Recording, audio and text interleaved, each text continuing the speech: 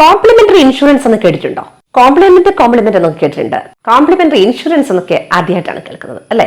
Complementary insurance എന്ന് പറഞ്ഞാൽ പ്രത്യേകമായി ഒരു പേയ്മെന്റ് ചെയ്യാതെ ഏതോ ഒന്നിന്റെ കൂടെ കോംപ്ലിമെന്റ് ആയി കിട്ടുന്നത് കൊണ്ടാണ് അതിനെ കോംപ്ലിമെന്ററി ഇൻഷുറൻസ് എന്ന് പറയുന്നത്. എവിടുന്നാണ് കിട്ടുന്നത്, ആർക്കൊക്കെയാണ് കിട്ടുന്നത് എന്നല്ലേ?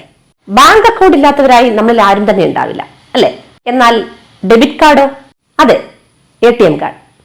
ATMിലൂടെ ക്യാഷ് വിഡ്രോ ചെയ്യുന്നത് കൊണ്ട് നമ്മൾ അതിനെ ATM കാർഡ് എന്ന് വിളിച്ചു. ഈ ATMിലൂടെ ക്യാഷ് വിഡ്രോ ചെയ്യുന്നതല്ലാതെ ഇതിന് മറ്റു ചില ഉപയോഗങ്ങൾ കൂടിയുണ്ട്. നമ്മളൊക്കെ സാധാരണയായി അതിൽ ചിലത് ചെയ്യാറുമുണ്ട്. കൊമേഴ്സ് ട്രാൻസാക്ഷൻ, ഓൺലൈനിലൂടെ ട്രാൻസാക്ഷൻ നടത്തുന്നതിന് ATM കാർഡിന്റെ പിൻ എൻട്രി ചെയ്ത് നമ്മൾ പേയ്മെന്റ് നടത്തുന്നു. ഫ്ലിപ്കാർട്ട്, ആമസോൺ, സ്വിഗ്ഗി, സൊമാറ്റോ, മിന്ത്ര, നൈക്ക ഇതൊക്കെ ഇന്നത്തെ വളരെ ഫെമിലിയർ ആയിട്ടുള്ള കൊമേഴ്സ് ആപ്പുകളാണ്. നമ്മുടെ കൂടെ തന്നെ ATM കാർഡ് ഉള്ളവരും ഇല്ലാത്തവരുമുണ്ട്. ഇല്ലാത്തവർ ഒരുപക്ഷെ വർഷത്തിൽ അതിനൊരു തുക, ATM കാർഡിന്റെ ട്രാൻസാക്ഷന് വേണ്ടി ഒരു തുക ഈടാക്കുന്നു എന്നൊരു കാരണം കൊണ്ടാവാം അത് എടുക്കാതിരിക്കുന്നത്. രണ്ടാമത്, ATMിൽ കൂടെ ക്യാഷ് എടുക്കുക എന്ന് പറയുന്ന ഒരു ആവശ്യമില്ലാത്തവരുണ്ടാവും. ദൈനംദിന ട്രാൻസാക്ഷനിൽ ക്യാഷ് തന്നെ കയ്യിൽ വരുന്നവർക്ക് ക്യാഷ് എടുക്കേണ്ട കാര്യമില്ലല്ലോ. ഇനി ATM കാർഡ് ഉള്ളവർ അത് ഉപയോഗിക്കാത്തവരും ഒരുപാടുണ്ട്. അത് ഉപയോഗിക്കേണ്ട ഒരു ആവശ്യം വരുന്നില്ല, അതല്ലെങ്കിൽ അത് ഉപയോഗിക്കുന്ന സമയത്ത് ഒരു ചെറിയ ടാക്സ് കൊടുക്കേണ്ട വിഷയം വരുന്നുണ്ട്. അങ്ങനെയുള്ള ചെറിയ ചെറിയ പ്രശ്നങ്ങൾ. ATM കാർഡ് ഉണ്ടായിട്ടും അത് കൃത്യമായി യൂസ് ചെയ്യാൻ പറ്റാത്തവരായി നമ്മൾ ഒരുപാട് ആളുകളുണ്ട്. അവർക്കത് മെയിൻറ്റെയിൻ ചെയ്യണം എന്നുണ്ടെങ്കിൽ ഉപകാരപ്രദമായ രീതിയിൽ ചെയ്യാൻ പറ്റുന്ന ഒരു മാർഗമുണ്ട്. നമ്മുടെ മന്ത്ലി ട്രാൻസാക്ഷനായ ഇലക്ട്രിസിറ്റി ബില്ലോ, വാട്ടർ ബില്ലോ, അല്ലെങ്കിൽ ഫ്യൂൽ ചാർജ് ബില്ലോ ഒക്കെ ഈ ATM കാർഡ് ഉപയോഗിച്ച് പേ ചെയ്യാം. ഓട്ടോമാറ്റിക്കായി ഇതിന് പ്രത്യേകമായ ഒരു അറ്റൻഷൻ കൊടുക്കാതെ തന്നെ അത് മുടങ്ങാതെ നടന്നു പോയിക്കൊണ്ടേയിരിക്കും. എന്നാൽ ATM കാർഡ് ഉള്ളവർക്കും അത് ഉപയോഗിക്കാൻ താല്പര്യമുള്ളവർക്കും ഒരു സന്തോഷ വാർത്ത പറയട്ടെ. പല ബാങ്കുകളും അവർ നൽകുന്ന ATM കാർഡിൽ അല്ലെങ്കിൽ ഡെബിറ്റ് കാർഡിൽ ഒരു കോംപ്ലിമെന്ററി ഇൻഷുറൻസ് കവറേജും കൂടി പ്രൊവൈഡ് ചെയ്യുന്നുണ്ട്. എന്നാൽ എല്ലാ ATM കാർഡുകൾക്കും ആ കോംപ്ലിമെന്ററി ഇൻഷുറൻസ് കവറേജ് ഇല്ല. ഇനി ഏതൊക്കെ കാർഡുകൾക്കാണ് അതുള്ളതെന്ന് അറിയണ്ടേ? അതിനു മുന്നേ ഈ കോംപ്ലിമെന്ററി ഇൻഷുറൻസ് പരിരക്ഷ ലഭിക്കാനുള്ള ചില കണ്ടീഷൻസ് ഉണ്ട്, അതൊന്ന് മനസ്സിലാക്കാം. മിക്കവാറും എല്ലാ ബാങ്കുകൾക്കും ചില ചെറിയ ചെറിയ രീതിയിലുള്ള വ്യത്യാസങ്ങളുണ്ട്. എന്നാലും 90 ദിവസത്തിൽ ഒരു ട്രാൻസാക്ഷൻ എങ്കിലും, അല്ലെങ്കിൽ 60 ദിവസത്തിൽ ഒരു ട്രാൻസാക്ഷൻ എങ്കിലും, ചിലതിൽ 30 ദിവസത്തിൽ, അതായത് ഒരു മാസത്തിൽ ഒരു ട്രാൻസാക്ഷൻ എങ്കിലും, ഇങ്ങനെയൊക്കെയുള്ളതാണ് ഇതിന്റെ ചില കണ്ടീഷൻസ്. അപ്പം ബാങ്കുകളിൽ ഏത് ബാങ്കിന്റെ കാർഡാണോ നമ്മൾ യൂസ് ചെയ്യുന്നത് ആ ബാങ്കിന്റെ വെബ്സൈറ്റിലോ അതല്ലെങ്കിൽ ബാങ്കിൽ തന്നെയോ നേരിട്ട് ചെന്ന് ഈ കണ്ടീഷൻസ് ഒക്കെ നമ്മളൊന്ന് മനസ്സിലാക്കിയിരിക്കേണ്ടതാണ്.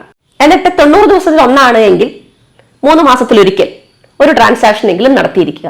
ഇനി അതായത് 60 ദിവസമാണെങ്കിൽ 2 മാസത്തിലൊരിക്കൽ ഒരു ട്രാൻസാക്ഷൻ നടത്തിയിരിക്കുക.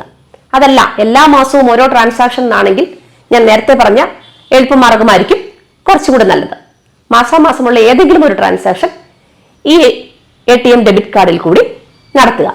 എന്നാൽ ചില ബാങ്കുകൾ ഒരു 500 രൂപയിൽ കുറയാത്ത 5-6 ട്രാൻസാക്ഷൻസ് ഈ 90 ദിവസത്തിനുള്ളിൽ വേണം എന്ന് പറയുന്നവരുമുണ്ട്.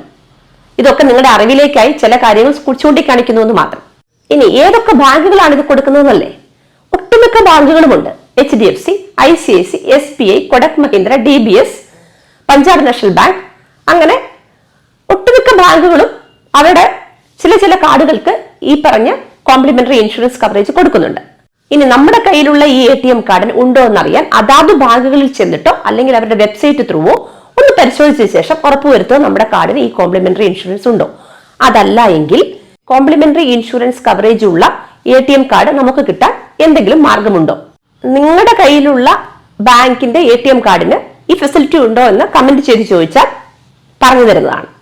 എക്സാമ്പിൾ ആയിട്ട് ഏതാനും ചില ബാങ്കുകളും അവരുടെ കോംപ്ലിമെന്ററി ഇൻഷുറൻസ് അവൈലബിൾ ആയിട്ടുള്ള കാർഡുകളെ കുറിച്ച് ഞാൻ ഒന്ന് ജസ്റ്റ് സൂചിപ്പിച്ചു തരാം. സ്റ്റേറ്റ് ബാങ്ക് ഓഫ് ഇന്ത്യയുടെ, SBIയുടെ ഗോൾഡ്, പ്ലാറ്റിനം, പ്രൈഡ്, പ്രീമിയം കാർഡുകൾക്ക് ഈ ഫെസിലിറ്റി അവൈലബിൾ ആണ്.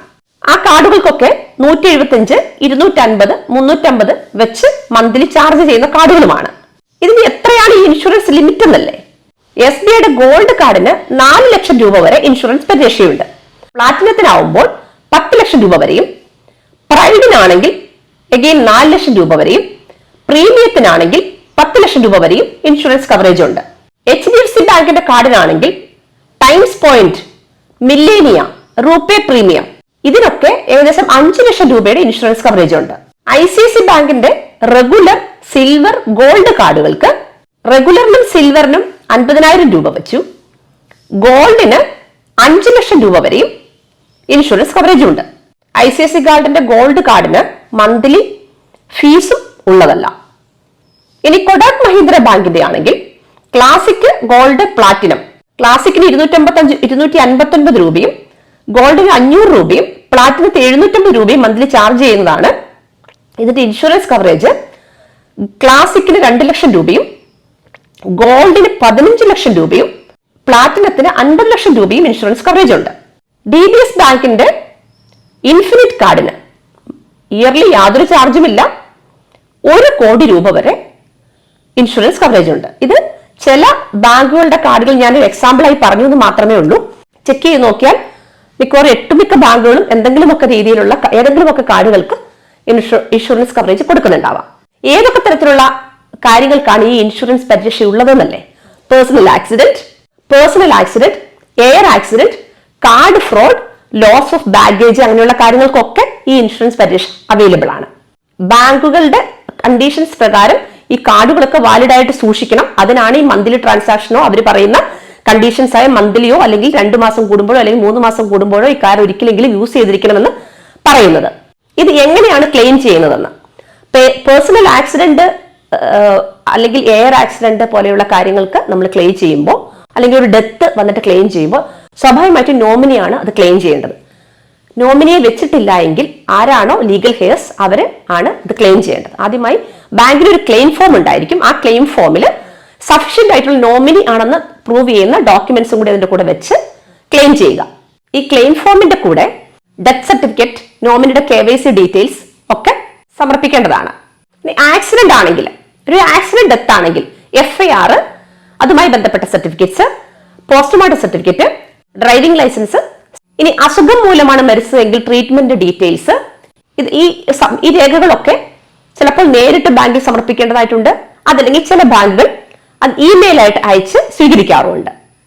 അപ്പോൾ ഈ അക്കൗണ്ട് ഉള്ള ആളുകൾ അവരുടെ ഇമെയിൽ ID കൂടി അക്കൗണ്ടിൽ അപ്ഡേറ്റ് ചെയ്താൽ കൂടുതൽ സൗകര്യമായിരിക്കും. അപ്പോൾ ആദ്യമായിട്ട് നമ്മുടെ കയ്യിലിരിക്കുന്ന കാർഡിന് അതാത് ബാങ്കുകൾ ഈ കോംപ്ലിമെന്ററി ഇൻഷുറൻസ് പരിരക്ഷ നൽകുന്നുണ്ടോ എന്ന് ഉറപ്പുവരുത്തുക. ബാങ്കിൽ നേരിട്ട് ചെന്ന് ചെയ്യാവുന്നതാണ്.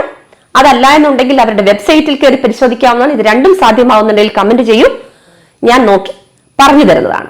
നമ്മുടെ കാർഡിന് ഈ ഇൻഷുറൻസ് പരിരക്ഷ ഉണ്ടോ എന്നുള്ളത്, അല്ലെങ്കിൽ ഏതൊക്കെ കാർഡുകൾക്കാണ് ഈ ഇൻഷുറൻസ് പരിരക്ഷ ഉള്ളത് എന്ന് അറിയുന്നവർ ഒരു പൊതുജന താല്പര്യാർത്ഥം കമന്റുകളായി രേഖപ്പെടുത്തിയാൽ ഇത് വായിക്കുന്ന മറ്റാൾക്കാർ കൂടി അത് അറിയാനൊരു സാഹചര്യം ഉണ്ടാവും.